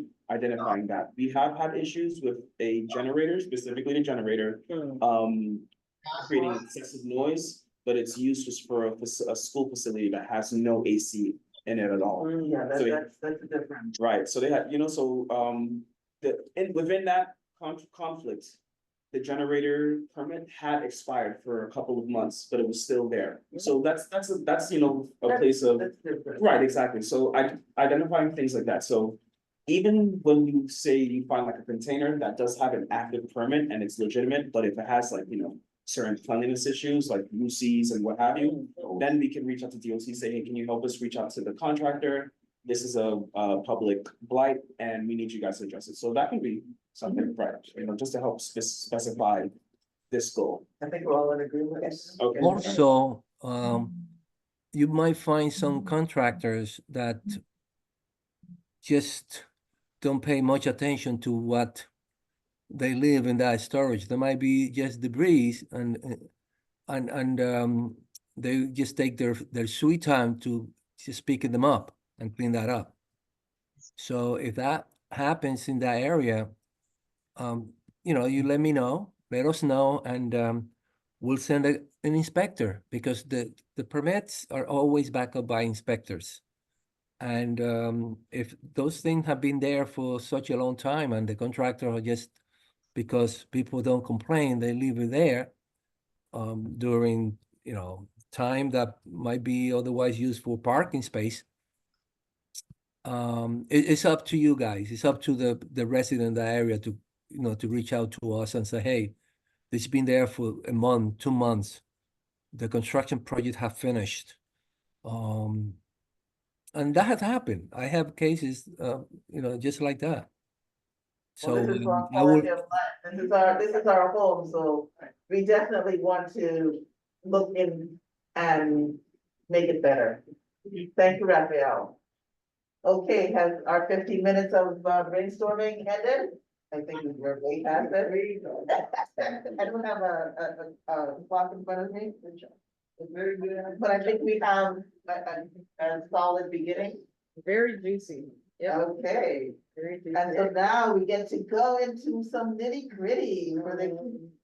No. District needs and budget requests for our fiscal year for 2026. We have someone whose hand is raised online. I don't know, do you want to acknowledge them, any chance, or do you want to keep moving? It's up to you. I'll give you 1 minute. Okay, this is a Lucian Reynolds. Go ahead, you can speak. Hi, greetings to the committee. My name is Lucian Reynolds. I'm a resident of East Harlem, former board member of Community Board 11.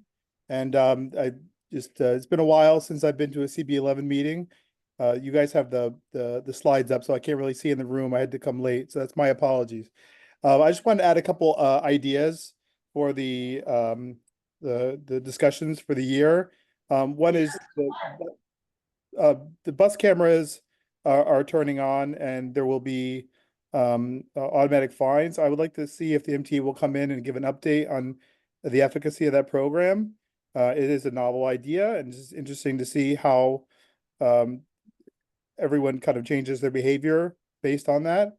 I would also like to see if this committee has any interest in working with the Economic Development Committee to see what the impacts are of the elimination of the open dining in the street, because certainly that's a reduction in the number of chairs, especially when the weather is nice. I'd be interested to see if our local businesses are feeling any impact on a reduced season for that program.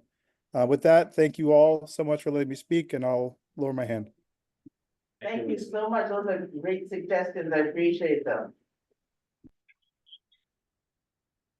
Pardon? Ah, yeah. Jojo, and she remembers you. Okay, Michelle. So, Okay, so are we ready to go ahead? yeah, so I'll go over the survey results and then we can go through the district, the service requests relevant for this. I think you were 41%. 41%? What do you mean? Sorry? Safety was, What, oh, you mean for the results? Oh, okay, yeah. Okay, so, right. You all have access to the survey results here. We just looked through what the main ones for the district are: affordable housing, crime and public safety, and quality of life issues. So we'll of course focus on the sections. Here. Might go through it, so. It's exciting. I remember last year, public safety was the top one, so now we. Well, it's still on the top, but also the way that the results were collected this year is different. It's completely now under Department of City Planning. We no longer do it on our own. Oh, wow. And city planning, they already collect the results and make it readily accessible for us. The unfortunate downside is that we have less responses this year. We have like maybe 70 somebody responses, but still relevant, right? So here for public safety and emergency services issues, the most prominent was general crime, followed by what looks like crime prevention programs and public nuisance, so like noise or other disturbances, and then followed by police community relations. So that's section 8, and then section 9 they'll go into the specific responses for why the individuals chose that. We can also look at structure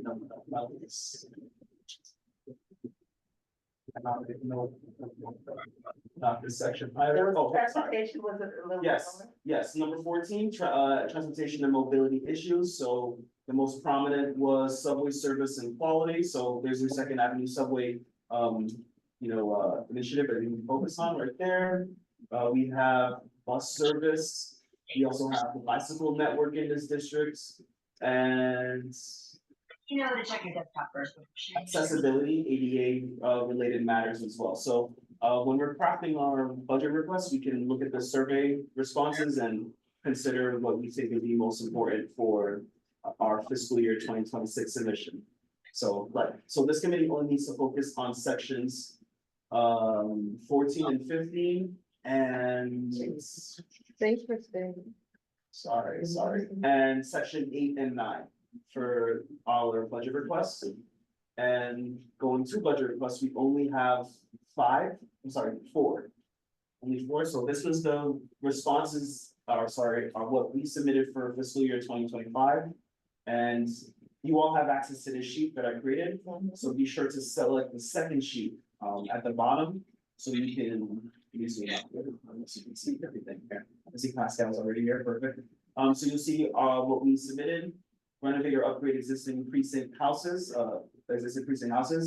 Reason, of course, to have the 25th precinct meet ADA compliance. Agency response is that a comprehensive citywide ADA renovation project is in progress and the 25th precinct is included. This section here will just have staff suggestions. You can, of course, look it over, but what you want to focus on is your suggestions as the committee to edit for fiscal year 26. And the deadline for that, of course, is at the end of October.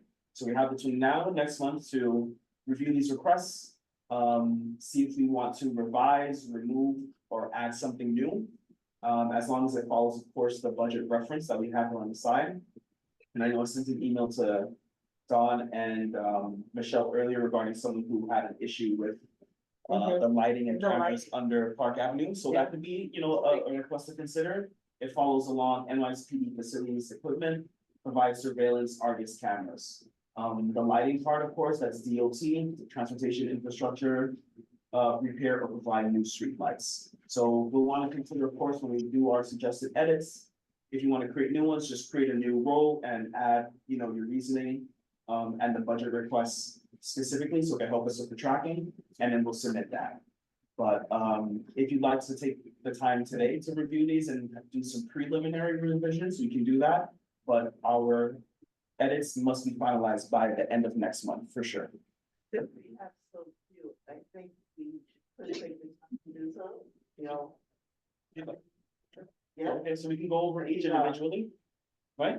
Yeah, Dawn. I have a question. For example, the parking operations.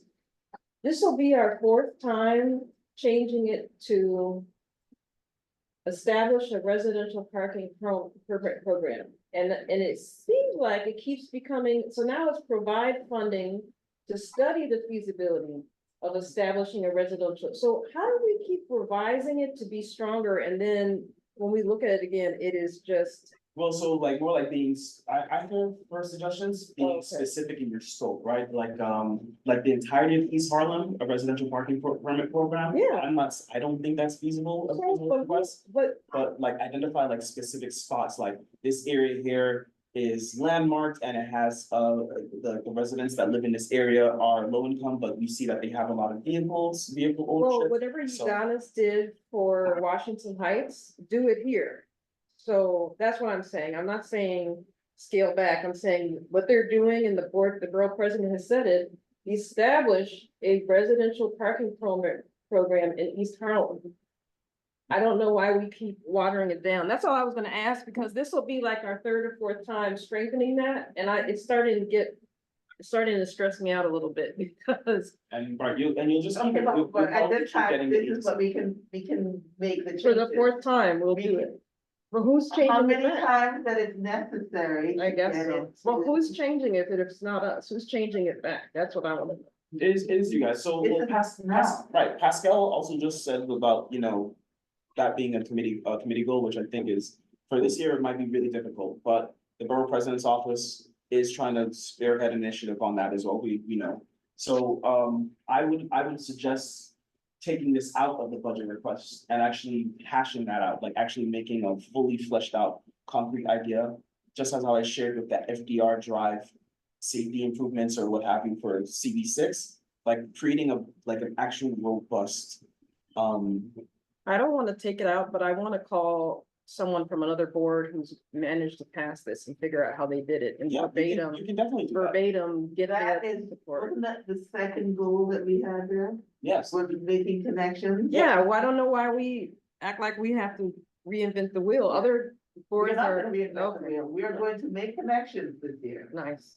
Go ahead, I Pascal. just have a question. You said another board passed it. I don't. In Washington Heights, Okay. I don't know what board that is. it might be Probably 10 or 11, or sorry, 12 or 11. I think It might be 12. 9 or 12, sorry, 9 is the west side. The Yeah, congressman 12 flexed, decided so about- we should talk to the congressman. Congressman also- flexed and got it done. We also can talk to Mark Levine Yes, and find out exactly where he is. Well, he lives up there, so that's the other reason he supported it. Well, yes. So, right, And I have been in areas where it has worked very well, not in this area, and not here. so we'll start from the top and we'll work our I way think down. that's a better way to do it. All right, so, regarding ADA compliance at 25th precinct, the agency says that, 25th precinct is included in the ADA renovation project. Do you guys want to keep this, remove this, or do you want to reach out to the other, to see what else the 25th precinct or the 23rd precinct or PSA 5 might need? You wanna, right? When I had really pushed for that, I unfortunately was not able to get through to the 2/3 before this went in. Okay, And that's why I only did It's the the 25? 2/5 and took pictures and everything. Tell you what, So I think we should really reach out to the 2/3 and PSA 5. sure, so we can do that within this month, and then by next month, we'll, if they provide us something, we can include that for new. Yeah. But this one, I think we should remove because it's already included, and then we'll just. However, when we remove it, I just want to make sure that we have that timeline on when we add Okay, and when Versus- things started happening. understood, I okay, think that's really important so that we have at least a gauge understood, of changes that have happened. okay. All right, so then the tracking, the outcomes of this, got it. Jill Jones? Yeah, so when you talk about the ADA compliance, are you saying that, specifically like ramp in order to get into the precinct, so the precinct house itself, you're concerned about ADA compliance? Specifically, when I had asked for this, it was the ramp going into the precinct. A lot of the pieces of cement had been chipped away. And it was at an angle that wasn't the best, and the turning point. So I mean, there were a lot of things that were like, no. And I mean, and this is the law, so it's just like, so I don't know why this is taking a long time, because there's something called the Americans with Disabilities Act, and and it, involves not only people, but also structures. I agree with you. That's why I was like, this has to be out of this. Yeah. So, and then so you're not, so 2, 3 you have to look into. I'm part of the 2, 3, so, and I can go on yours. Yeah. So, I was not able to get to at that time, so I was taking the pictures and walked in the place and, and spoke with a lot of the police officers at hand. Okay. Okay, so, the next one, we're going into expense. Provide funding for an expansion of the mayor's action plan for neighborhood safety to cover all of niche developments in East Harlem. This request does not seem to be applicable to the responsible agency. OMB cannot make a determination at this time. I would suggest revising this, because it's, I don't know what they're saying in terms of, we have to determine who the, sorry? No, I just didn't understand what that. Right, they're saying that, Mayor's Office of Criminal Justice is not responsible for this request, so we need to determine who would be responsible for this and then revise or ask. So, that's something, if you guys want to keep this and revise, or? I think we need to look into it. Okay, so we'll revise. And then. That's weird, right? Okay, okay, parking, the same parking permit program, so what will we wanna do with this one? Cause we can keep this here and then get the same response, or, You're going to contact CB12 Okay, and find out how they got it to go forward. And what language that they use.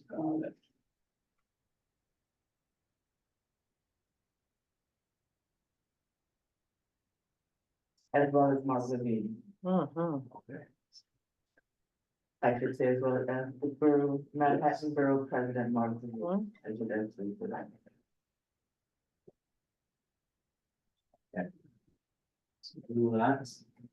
Next item, increase resources for youth crime prevention programs, utilizing existing resources. NYPD was prioritize youth crime prevention programs as a strategy to mitigate crime in East Harlem. The agency will try to, NYPD will try to accommodate this issue within existing resources. I would suggest revise this request because we do say within existing resources, but we should be requesting for, additional funding to. And so it's vital, and as we saw in our chart just beforehand, Right, this is something that helps the neighborhood, it helps save lives. So, right. So, they get away with, of course, saying, like, if the first line we have is utilizing existing resources, then the agency obviously responds, they'll try to accommodate it within existing resources. So, I would try to make that request a little bit more robust, so you can get a better response than that. Jill Jones? do we collaborate with other committees such as youth and education, or in this case, this particular case, would you collaborate? Or is that part of their, budget request as well? You could look, I don't know if they have that specific in what wording that they use. But what some committees have done is that they would take something off, that they're asking. My thing is that I think it builds it up, that it's being asked in different committees. Oh, yeah, that's what I'm saying. So do we know if they have this as well? Or- I do not know. Because, I think that affects youth, honestly. It definitely affects you, but public safety is. Oh, really? And seniors, Oh, yeah. and all of the above. Did you want to add any revision to that? Yeah, I just looked, just in terms of internally, whether, something youth and education would want to speak to, collaborate with them. But from a public safety position, would you like to revise that No. at this point? No. Okay, Okay, so we can do that for another time. all right. But then, yes, the committee obviously should collaborate with one another. Most definitely. Okay, next item, the last one, provide resources to train officers in IPG and community policing. NYPD should allocate existing resources, that language again, toward improving police community relations, increase accountability, communication, transparency.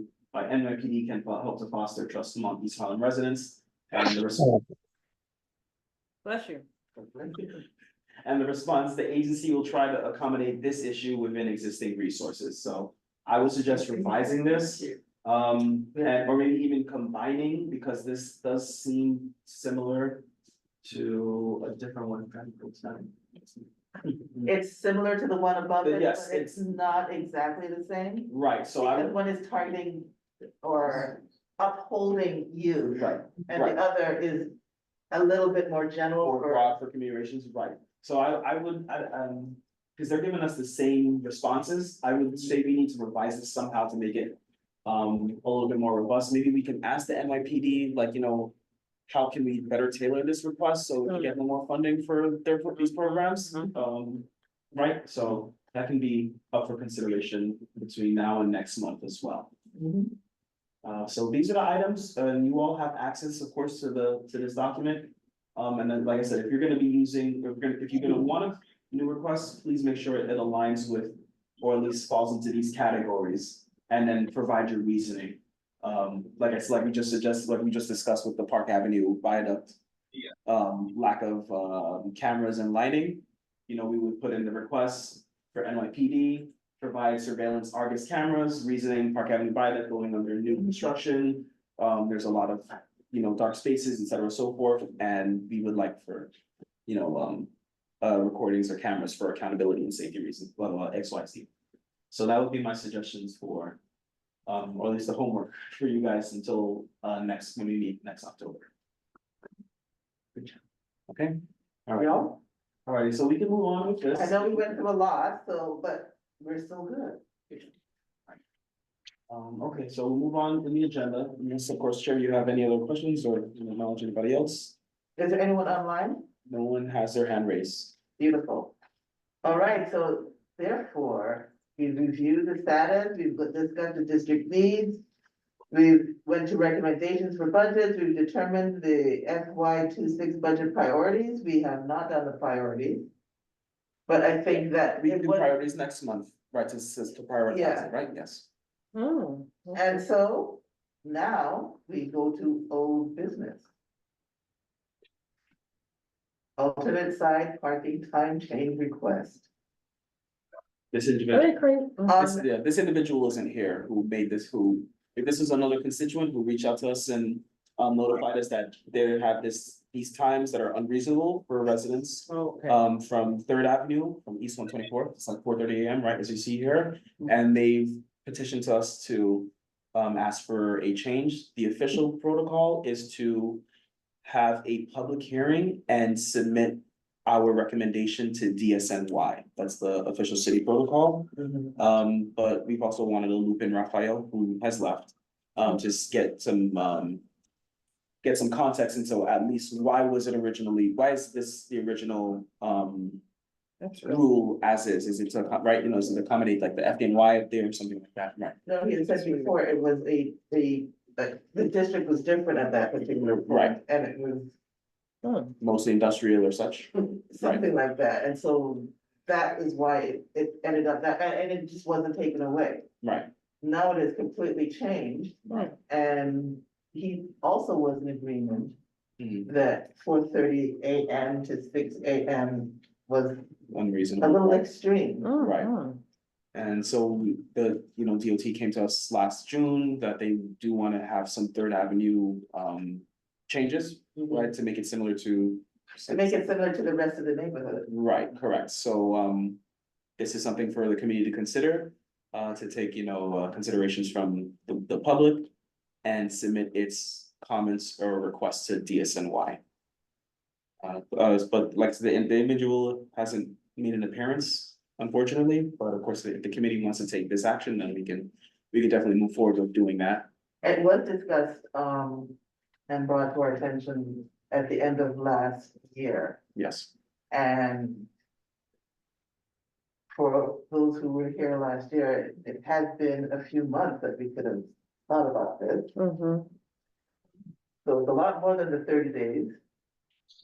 There is no deadline on this, just FYI, just if you want. I'm just thinking of those people getting up at 4 o'clock in the morning, having to move the car so to not get a ticket. Right. Well, but then also, you know, you're talking about the community input. It was only one constituent who's brought this to us. You know, they haven't gathered like a petition of the residents in the area to say, hey, is this a concern for yours that we can bring to the community board? So if you guys want to set parameters to say, okay, well, constituent, if this is a real concern, come back with 50 or however many number of signatures requesting that this alternate side parking rule be changed, and we can advocate for that. If you want to set that standard as a board, as a committee, or however you'd like to. do it. This is Carlos, his mic is unmuted. Oh, okay. Hello, could you hear me now? We can hear you, Carlos. Okay. What was the question? I'm sorry. No, we were just wondering. We're asking you. Yeah, we were just wondering, we just want to know where the noise is coming from. It's okay. I'm here. Got it, Okay. got it. So I just think it's unreasonable to have one area different than the other. Which is also what I was saying in some of the other places where one street is.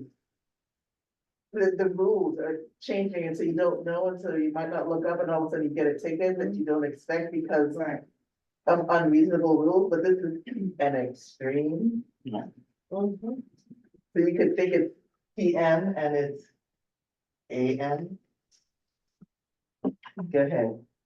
Jill Jones.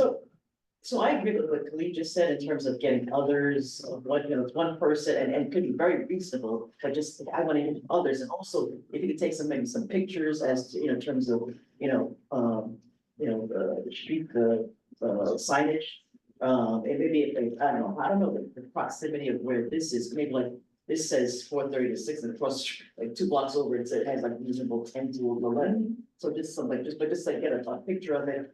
But I would support other voices as well, like if there were petition or signatures of some sort. And my other question is, somebody said DSNY, so this is DSNY? Yes.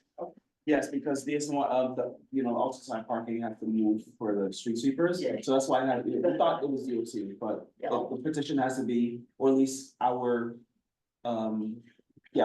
appeal has to be submitted to DSNY.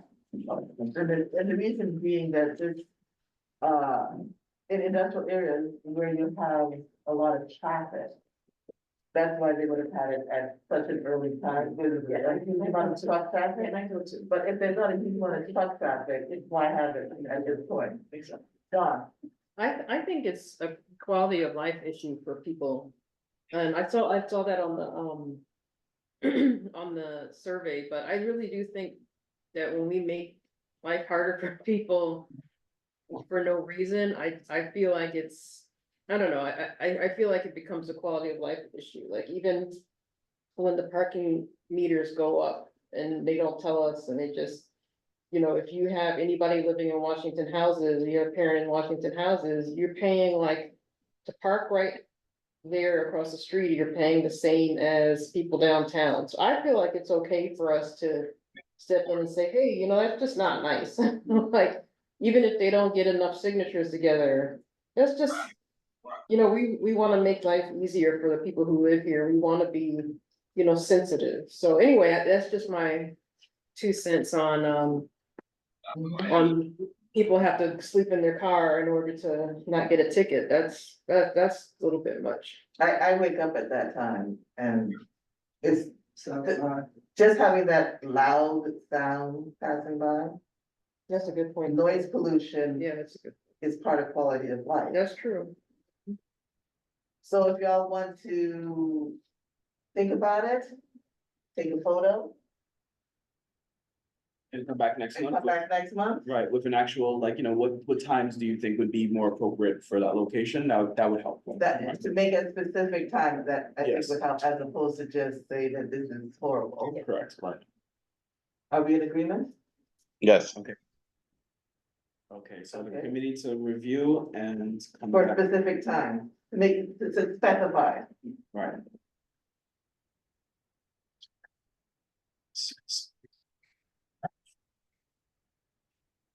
Okay. And now for new business. Wow. Yes, Dawn. Oh, okay. I don't want to take away from the conference, but I do want to clarify that I was talking about the Classical Theater of Harlem at Marcus Garvey Park, and I misstated that, and that is egregious, because that is a wonderful program. We should all support it, and it was the Classical Theater of Harlem at Marcus Garvey Park. Shakespeare in the Park, I think, is in Bryant Park, so I'm sorry, but I just gotta put that out there. But that, yeah, cause they put on was it Romeo and Juliet, right? They have wonderful shows all summer, they're all free, but it is still dangerous after dark, so that shuttle would allow students to come to that park, Marcus Garvey Park. Marcus Garvey. And see the Classical Theater of Harlem. Yes. Sorry, that was just my Yes. clarification. I realized, cause I hang out Marcus Garvey quite a bit. So I pictured what you said without noticing, so I apologize as well. I'm sorry. Marcus Garvey Park is extremely vibrant this year, Yeah. including running on Mondays Oh. or walking, all together. But the shuttle will bring people to that park. Beautiful. So let us continue with new business. The second annual East Harlem Safety Awareness Conference. Then let me just also add that September 25th, there's gonna be at Marcus Garvey, a Latin jazz concert sponsored by Senator Claire. So I think something that we should be aware of, because it's gonna be a very nice, they hosted it last year and it went well. So just an FYI about the 28th of September, having the senator host a Latin jazz concert. It's just for information purposes. Okay, thank you. All right, should I say it again? Drum roll. We are going to have this. This is one of our goals. All right, I would like to ask people for aid. We already have a keynote speaker who has agreed for October the 26th. We're in the process of getting a space at the same place, which is neutral ground. And the introduction would be done by the school dean. And if she is not present, it would be done by one of the professors that is there. What location? Silverman is on 100, Silverman School for Social, social work. Yes. It's part of the Hunter Oh, yeah. College campus. 119 and 3rd. Okay. And that's where we had it last year. Yes. We would need people to help table as well as help to organize, as well as help to make calls. It's on a Saturday. To make calls to the stakeholders in our neighborhood and different other, well, people that have after-school programs. Last year it took sometimes 20 calls to get to one person to say, yes, I'm coming, and come and, just follow through. So we need persistence, to say the least. So I will be reaching out. Can I see any enthusiasm? Woohoo! Okay, and it would be set up as it was last year. And more so really to get more people and conversating and just getting them involved. And I think it worked well. People really started like, oh, I have an idea about this, I have an idea about that. And they, you get a program, you sort of separate and isolate, and this was getting everybody into one room. Yes, Jill Jones. So, I think I'm missing something, but what's the concept here? You have separate tabling or? No, the structure of it last year was the keynote speaker sort of gave the meat of what was happening. Specifically in East Harlem. And about gun violence and how to beat it, why it's happening in our neighborhood specifically with all the different groups and whatnot that's occurring. And then we had the desserts where they had after school programs such as like concrete safari, come in, give a what they do. And then everybody in another room coming together, not on stage and busy, but just talking amongst themselves. And how we can move forward. Appreciate it, thank you. And yes, there were like a few kids in the space. Yeah. It just really moved forward. Yeah. And so last year we had Commissioner O'Connor. And this year, Tiffany, Sergeant Tiffany Howe. Okay, and she's making the presentation as close to the time as possible, so she would have as much relevant information. So it's not obsolete, it's as updated as possible. And important question, will it be true? Last year, there was, yes, there will be food. If not, from, I went and personally bought it. Yeah. I have to shout you out. Last year's event was amazing. They had limitless food and good coffee and hot chocolate, and it was, the people who were there kept it very real. Our partners came, it was wonderful. It was just really, I was very impressed that what you were able to pull together, like basically on your own. And so if we all got behind you and really, worked with you, it's just gonna be off the charts this year. So I know you brought food. I mean, I think your car broke down and you got on the bus. She had carts full of pastries and she just had all this food and I don't even know how you got there. I would have went back to bed. But anyway, the point is that I feel like I just want to shout you out because I thought that, and Khalid also, thank you so much for pulling that together. I was surprised, happily surprised, and if we could just get behind you, then we're gonna be good. It's our goal. Yeah. Our goal. Yes, our goal. And also we are definitely gonna be involving the youth and education. In a more vocal way. They had other things that they had to do and on a Friday, it was just too difficult for them. So yes, I did bring in the youth and education people, but they didn't talk. No, they did a great job. But this time. The young people had poster boards, they had matching T-shirts. Oh, it was just So this time wonderful. we're gonna get people to talk. I thought it was good. Okay. So. We would like to. You wanna say something? Oh, I was like, are you moving on with the agenda item? Because I was waiting for you. Oh, yeah, definitely moving on to the agenda. Okay. I did that little pause just to make sure that there's nobody else wanted to say anything. So now let's go to allocate, God bless you, for the pending available committee funds. Specifically for this conference. Would we like to, whatever funds that we do have, we don't know how much money we have. But whatever funds we do have, would we like to use it for food, or whatever is needed for the public safety awareness conference? When will we know what funds we accomplish? I think that would be the next executive meeting. Yes, hopefully, right, that's this month, executive meeting, if anything, hopefully, we should learn that. Or. John? Oh, are we allowed to get sponsors?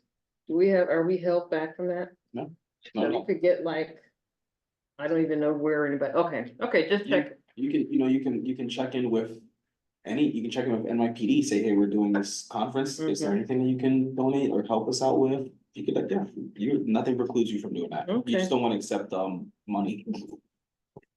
We can't accept money. Like, here, Don, here's $100 and you just pop it. Yeah. You can't, that's what I mean to say, you can't just do that. I get you. Right. Okay. So, but yes, and we're gonna just, for time's sake, we'll use the same flyer that my kid made. I love it. and just change the information on it. It's the flyer, I don't know if you have not seen the flyer, it's two hands holding each other in a stop sign saying safe. And then with the information of public safety, and then on the other side, it had who was talking, when they were talking, the whole agenda. The main thing that would be changing, however, would be to have a QR so that people could just easily just take that QR code as well, since we would have a little bit more time to distribute it throughout the New York Public Library system. I had put that in the works last time, but we didn't get a date until it was too late. So PR is gonna be extremely important this time. Were you I holding was waiting for a motion, hopefully, for anyone, the funding. Don, I motion that, we spend at least $500 of our funds on our conference. well, we don't know how much funding we have at this particular point, but the funding, so would you like to nuance that a little bit? Well, I think we're only gonna get 500, but if we can. Okay. You don't know, that's a solid number. So, and we can't say at least 500? I wouldn't We even can say, allocate it? I wouldn't even put a number. I would suggest saying, as Michelle said, make a motion to allocate any available funds allocated to the Public Safety and Transportation Committee for this event. Because we don't know. We don't know what the number. We don't know the specific number. So if you say at least 500, but then you only get 300. Then that nullifies the motion. Right, but if you just say the amount, the funds allocated for the committee for this fiscal year, that puts you in the umbrella. I defer to Pascal. He makes better motions than me. Well,